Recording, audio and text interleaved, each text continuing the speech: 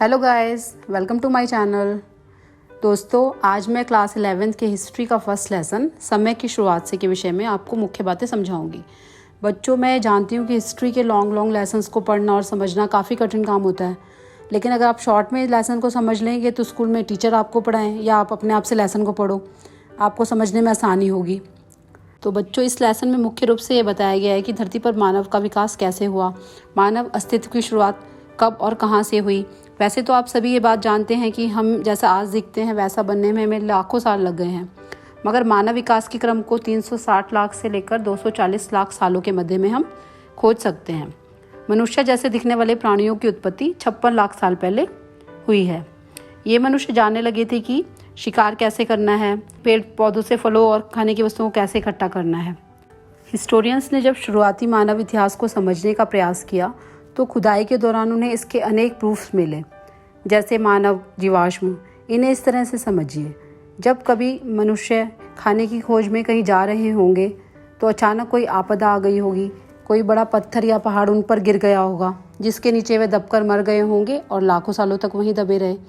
जब हम मानव इतिहास को समझने या फिर किसी अन्य कारणों से ज़मीन की खुदाई करते हैं तो फॉसिल्स यानी पत्थरों पर मानव हड्डियों की छाप मिली, तो हिस्टोरियंस को समझ आया कि कई लाखों वर्षों पहले भी धरती पर मानव जीवन था, भले ही वह हमसे थोड़े अलग दिखाई पड़ते थे।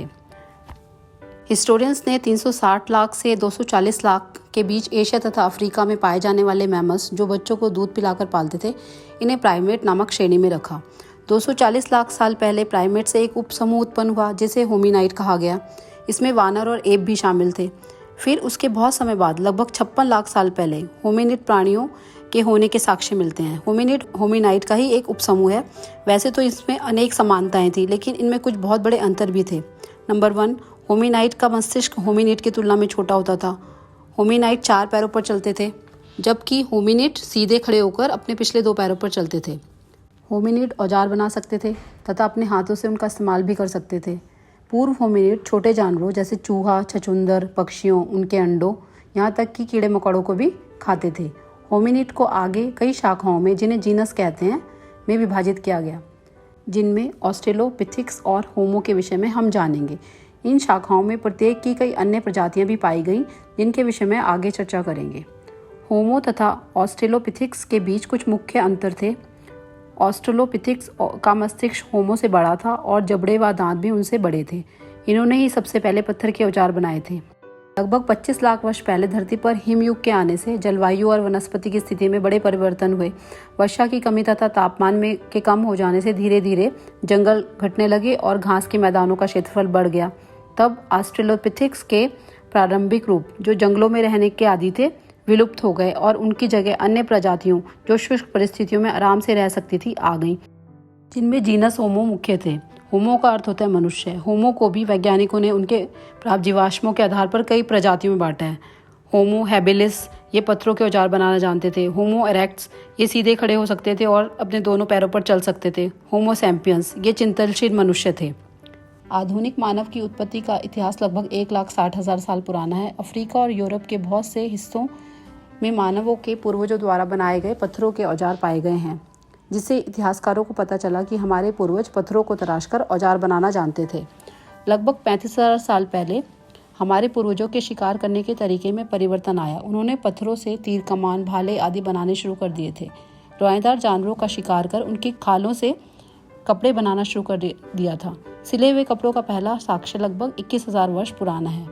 उन्होंने जानवरों के मांस को सुखाकर रखना सीख लिया था ताकि बाद में उसको खाने के लिए उपयोग में लाया जा सके।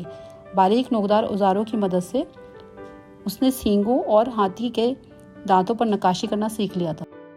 लाखों सालों तक मानव जंगली जानवरों का शिकार करके और जंगली पेड़ पौधों को इकट्ठा करके अपना भरण पोषण करते रहे थे। फिर 10,000 से 4500 वर्ष पहले तक दुनिया के भिन्न भिन्न भागों में रहने वाले लोगों ने कुछ जंगली पौधों को अपने उपयोग के लिए उगाना और जानवरों को पालतू बनाना सीख लिया।